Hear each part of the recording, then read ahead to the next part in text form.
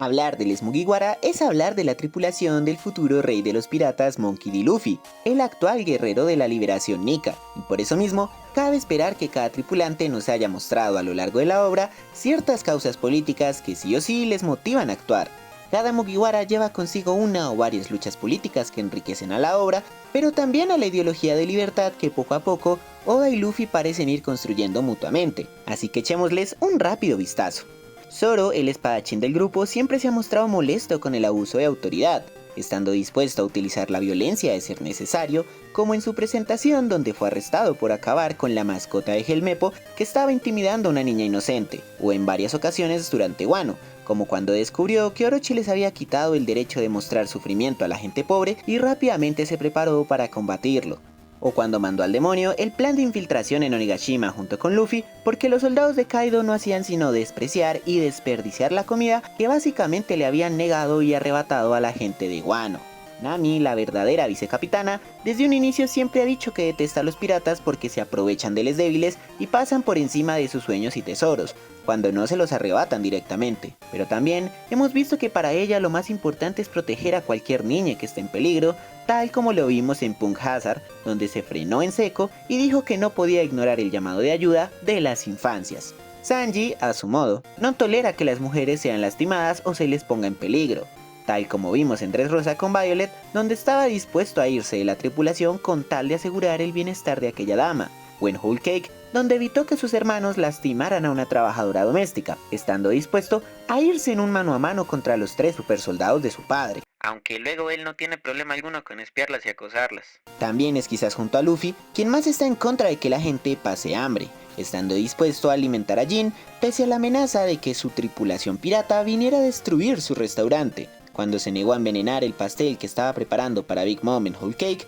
o cuando montó su puesto de soba en Wano para alimentar gratis a la gente. Usopp, debido al pésimo trabajo que Oda le ha dado como personaje, no tiene nada que ofrecernos aquí. Pero si ustedes creen que Usopp tiene alguna regla o sea bandera de alguna lucha política, háganmelo saber en los comentarios. Chopper no tolera que se vulneren los códigos éticos de la ciencia y la medicina, como pudimos ver en Thriller Bark durante su pelea con Hawkback, donde lo desconoce como doctor debido a las atrocidades que hizo con sus pacientes solo para sus fines personales, así como el odio que le tiene a Caesar por experimentar con niñas, crear las smiles que les impiden a la gente montar sufrimiento y crear armas biológicas de destrucción masiva, mismo odio que demostró tener a Queen en Wano y Onigashima en cuanto este utilizó sus diferentes tipos de virus como un arma química. Lo que más detesta Nico Robin es que los poderosos intenten acabar o dañar la memoria y el patrimonio tanto material como inmaterial de los pueblos. Esto lo vimos en su batalla en Skypiea con Yama, donde no pudo perdonar que él destruyera invaluables monumentos de la isla.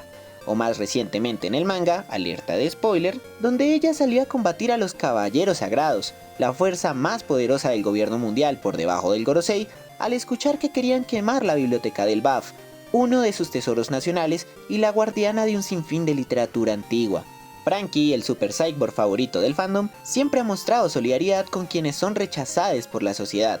Así lo vimos en Water 7, donde creó la Franky House para darle un lugar a todos los inadaptados de la ciudad. También, en ese mismo arco, él le dice a Nico Robin la mítica frase de que existir nunca será un delito. Y por último, también fue él, durante el arco de Dressrosa, quien le dice a Luffy que apoyen al ejército antio-flamingo en su revolución, pues no se podía quedar de brazos cruzados tras escuchar la historia del pueblo Tontata. Brook es extraño porque parece no tener tampoco una bandera política muy clara. Sin embargo, puede que con los sucesos actuales del manga se nos revele un poco más de su vida y entendamos mejor a este personaje. Jinbei, el más nuevo, obviamente lleva consigo la lucha antirracista del pueblo Gyojin, pues no solo ha hecho de todo por proteger a su isla, como ser soldado del reino, levantarse en armas contra el gobierno mundial o aliarse con otros actores como el mismo gobierno y Big Mom para asegurar la protección de su isla, sino que también vimos en su pelea de Onigashima contra Hus Hus cómo se molestaba enormemente por el hecho de que el tigrecito se burlara de su pueblo y de sus creencias.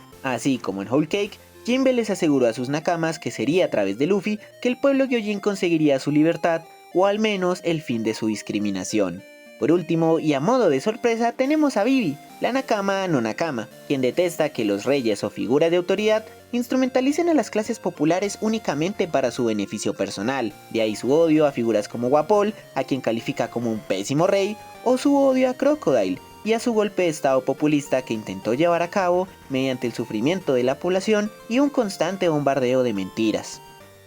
Así, cada Mugiwara complementa la visión de Luffy, le enseñan a ser un mejor guerrero de la liberación más completo, al tiempo que también aprenden de él a luchar, a confiar y a cuidar. Sin embargo, hablar de la ideología de Luffy y cómo estaba cambiando y desarrollándose a lo largo de la obra es un asunto demasiado extenso para una sola cápsula sociológica. Pero descuiden que ya se está cocinando a fuego lento no un video, sino una serie entera sobre el tema.